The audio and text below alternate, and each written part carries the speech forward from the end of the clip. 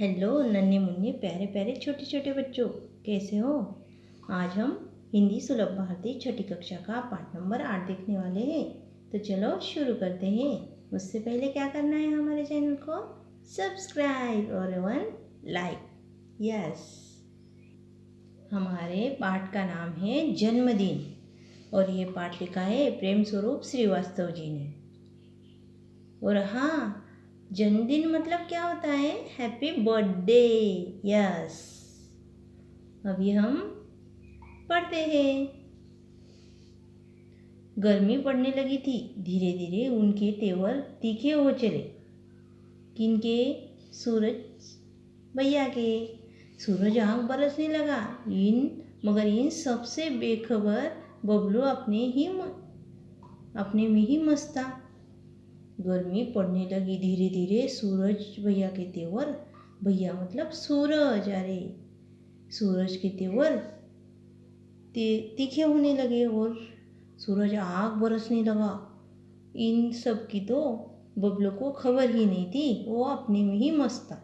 उसे बाथरूम में घुसे आधा घंटा हो चुका था। बाथरूम में वो आधे घंटे से नहा रहा था मज़े से।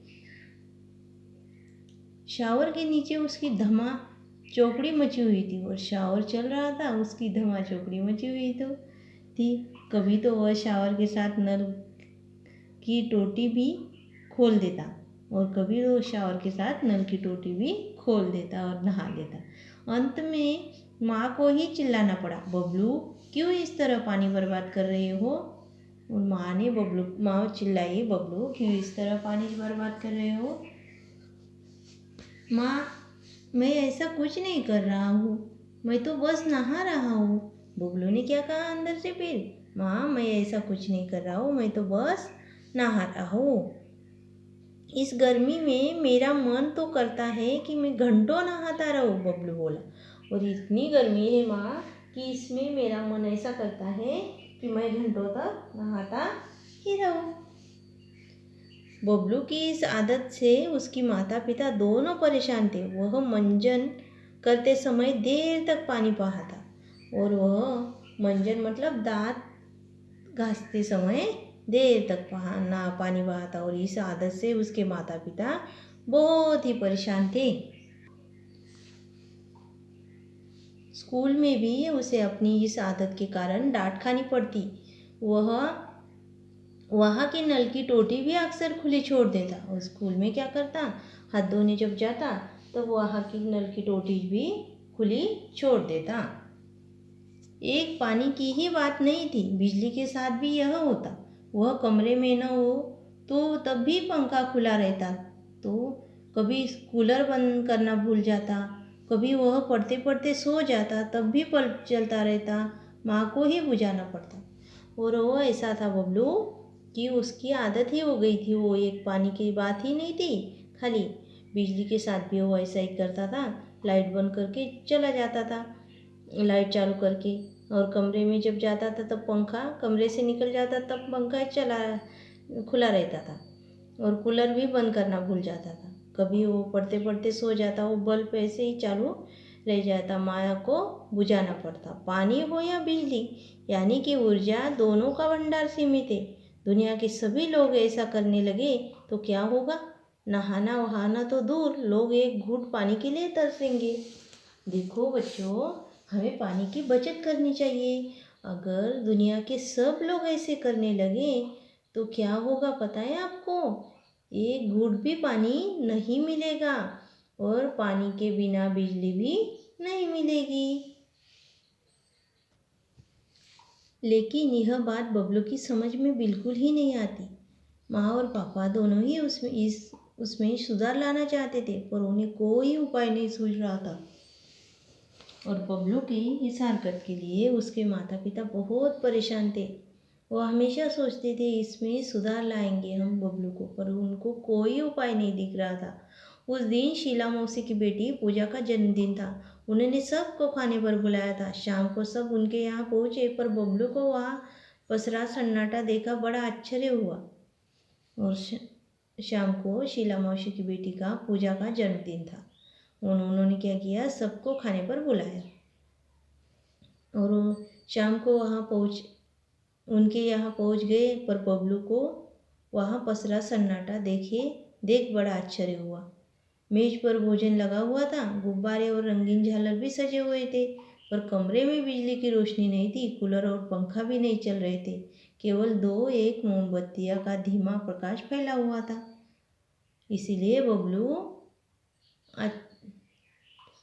को सन्नाटा पसरा लगा था वहाँ, क्योंकि वहाँ गुब्बारे थे, सब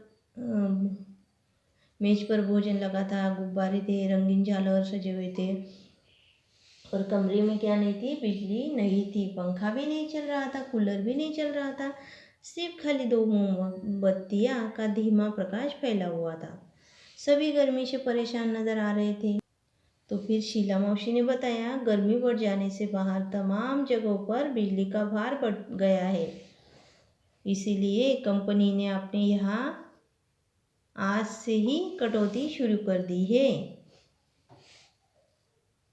आज कॉलोनी के इस ब्लॉक में कटौती हुई है, फिर बारी बारी दूसरे ब्लॉक में कटौती करेंगे। इससे क्या हम पूजा का जन्मदिन तो हंसी खुशी से मनाएंगे ही।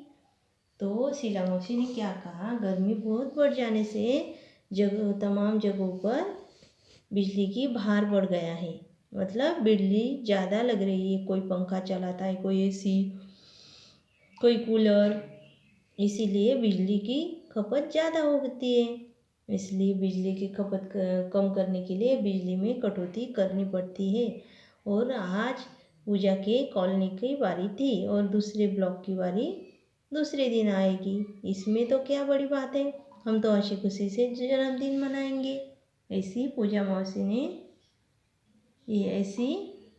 शीला मौसी ने कहा।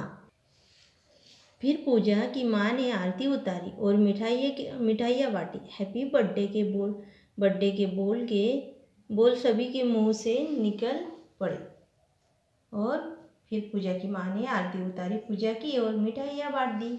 सब हैप्पी बर्थडे करने लगे। और फिर धमा चौकड़ी के बीच बच्चों ने गुब्बारे फोड़े। सभी गुब्बारे और टॉफियाँ पर टूट पड़े।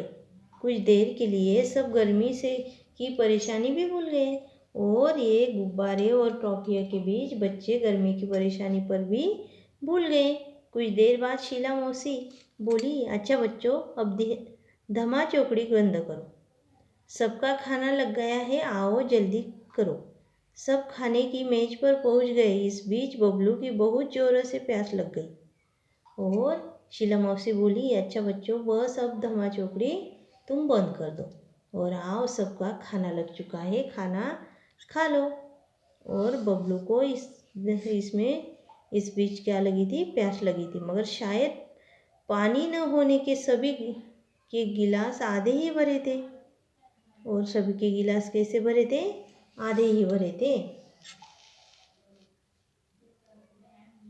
बबलू एक घूंट में सारा पानी गटक गया, पर इससे उसकी प्यास नहीं बुझी। फिर भी वह खाने में जुट गए। 2-4 कौर भीतर जाते ही उसकी प्यास और भड़क उठी। वह प्यास से बेचैन हो उठा। गर्मी अलग परेशान कर रही थी। वह पानी पानी चिल्लाने लगा, लेकिन पानी का जग खाली पड़ा था। देखो बबलू कैसा परेशान हो रहा था पानी के लिए, कि वह आधा गिलास पानी वो एक घूंट में पी गया और उसकी प्यास कुछ बुझी नहीं। फिर वह खाने के लिए चला गया। 2-4 कौर भीतर जाते ही उसकी प्यास और भड़क उठी, और वह बेचैन होकर उठा और पानी पानी चिल्लाने लगा। फिर लेकिन पानी का जग भी खाली पड़ा था। शीला मौसी मुंह बनाकर बोली, क्या बताओ बेटे, इस ब्लॉक की पानी की टंकी की सफाई हो रही है। ऐसा शीला मौसी ने बबलू को कहा कि बेटे, पानी की टंकी की सफाई हो रही है, इसीलिए पानी कम है। कोई बात नहीं बच्चों, अच्छा बुरा तो होता ही रहता है। तुम लोग खाना खाओ, अड़ोस पड़ोस में देखते ही कहीं न कहीं से पानी तो मिल ही जाएगा। फिर शीला मौसी ने कहा, कोई बात नहीं बच्चों, अच्छा बुरा तो होता ही रहता है, तुम लोग क्या करो, खाना खाओ। और अड़ोस पड़ोस में देखते ही कहीं पानी मिलता है कि नहीं। लेकिन इस आश्वासन से बबलू को कोई राहत नहीं मिली। प्यास से उसका गला सूख जा रहा था।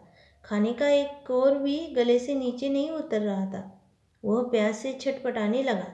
आज पहली बार प्यास का अनुभव करने से तो उसे पानी मिलने वाला नहीं था। फिर देखो, बबलू की तो बुझी ही नहीं। वो प्यास से उसका गला सूख रहा था और खाने का एक कोर भी उसके गले के नीचे नहीं उतर रहा था। वह प्यास से छटपटाने लगा। आज पहली बार प्यास का अनुभव करने से उसे पानी मिलने वाला कहीं नहीं था। जैसे आज पानी को तो बबलू अपनी बर्बादी का जी भरकर बदला जो लेना था। पानी ने बबलू से अपनी बर्बादी का बदला आज लिया। अब तो बबलू क्या तमाम बच्चों का धैर्य जवाब देने लगा। बबलू तो क्या, सब बच्चे अब पानी पानी करने लगे। तभी एक चमत्कार हो गया। अचानक बिजली आ गई, कूलर पंखे चलने लगे, कमरा बिजली की रोशनी से जगमगा उठा। सभी बच्चे खुशी से चिल्ला उठे। और फिर क्या हुआ, अचानक बिजली आ गई और कमरा जगमगा उठा, पंखे कूलर सब चलने लगे और सभी बच्चे खुशी से नाचने लगे। मगर बिजली आने पर से तो प्यास बुझने वाली नहीं थी। मगर जब बिजली आई तो प्यास तो कैसे बुझेगी। अंकल को भी अचानक कुछ याद आया। वो खुशी से बोल उठे, अरे बच्चों, मैं तो भूल ही गया था कि बड़े वाले पानी के कूलर में पानी भरा हुआ है। अच्छा, तो अंकल को याद आ गया कि मैं भूल गया कि बड़े वाले पानी के कूलर में पानी भरा हुआ है।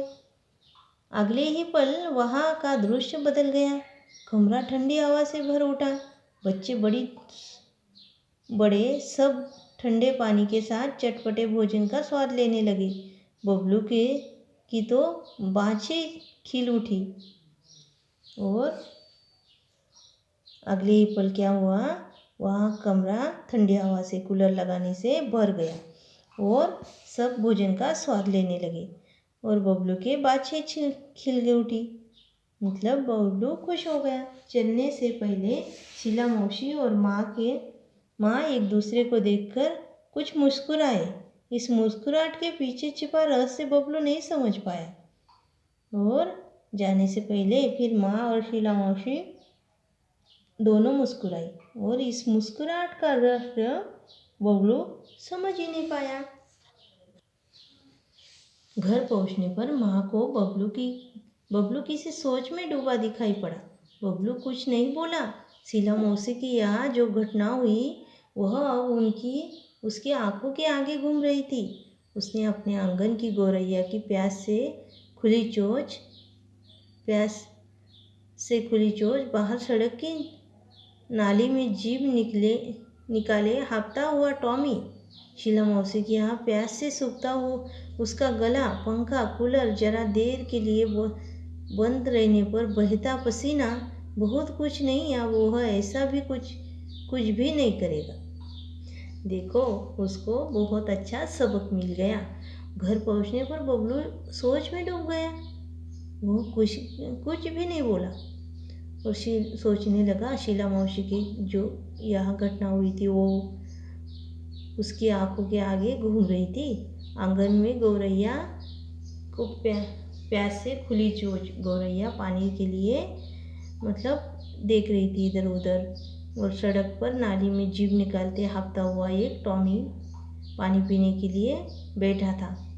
और शीला मौसी के यहाँ जो उसका गला सूख रहा था वो उसको सब आंखों के सामने दिखाई दे रहा था। पंखा कूलर जरा देर के लिए बंद रहने पर बहता पसीना कैसा बहता है और बहुत कुछ नहीं, तो अब वह कुछ भी नहीं करेगा, ऐसा सोचने लगा।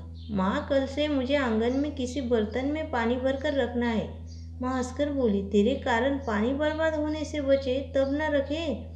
और उसने बोला, माँ मुझे आंगन में आंगन में पानी भरकर रखना है बर्तन में। तो माँ बोली, तू पानी बचाएगा तभी तो रखेंगे। तो बबलू, माँ अब पानी की एक बूंद भी बर्बाद नहीं होगी। बबलू आत्मविश्वास से भरकर बोला, माँ अब पानी की मैं एक बूंद भी बर्बाद नहीं करूँगा। मगर बबलू कभी यह नहीं जान पाया कि शीला मौसी की यह जन्मदिन की पार्टी में जो कुछ हुआ वह एक नाटक मात्र था। उसे सबक सिखाने के लिए माँ ने चलने से पहले शीला मौसी को फ़ोन पर बबलू की इस आदत के बारे में बता दिया था। शीला मौसी ने भी कुछ करने का भरोसा दिया था। उन्होंने यही नाटक किया जो कि पूरी तरह कामयाब हो गया। देखो, बबलू को सीधे रास्ते पर लाने के लिए उसकी माँ ने शीला मौसी को पहले फ़ोन पर बता दिया कि बबलू ऐसी आदत बबलू को लग चुकी है और वो छूटती ही नहीं है। फिर शीला मौसी ने कहा, तुम घबराओ मत, बबलू को लेकर यहाँ आ जाओ, मैं कुछ करूँगी। तो फिर बबलू को पता भी नहीं चला कि ये शीला मौसी के यहाँ उन्होंने नाटक किया था। तो नाटक का फायदा तो क्या हुआ, बबलू को सीख मिल गई कि पानी ज़्यादा बहाने से क्या होता है और बिजली ज़्यादा चलाने से क्या होता है। अब तो बबलू खुद भी अपने दोस्तों को समझाता है कि पानी और बिजली अनमोल है, इन्हें भविष्य के लिए बचा कर रखो। हाँ बच्चों, सही बात है, पानी और बिजली अनमोल है। अगर हम पानी बहा देंगे तो पानी कैसे बचेगा? बिजली हम ज़्यादा चलाएंगे तो बिजली ख़त्म हो जाएगी। इसीलिए बच्चों, इन्हें बचा कर रखो। जब हमें ज़रूरत हो तभी उतना ही पानी ग्लास में लेना और पीना, और ज़्यादा पानी लेना और बाकी फेंकना नहीं। और हाँ, जब हम कमरे में गए तो एसी, कूलर, पंखा ऑन रहता है, और जब हम कमरे से बाहर निकले तो सभी बटन हमें बंद करने चाहिए। हमें बिजली की बचत करनी चाहिए। और ये सब को इस सीख के बारे में हमारे दोस्तों को ही बताना चाहिए कि बिजली की बचत करते क्या फ़ायदा होता है। तो बच्चों, आज का आपको पाठ कैसे लगा? अच्छी लगी ना बबलू की जन्मदिन वाली कहानी? कैसे सीख मिली बबलू को? ओके बच्चों, बाय। तो मिलते हैं अगले पाठ में।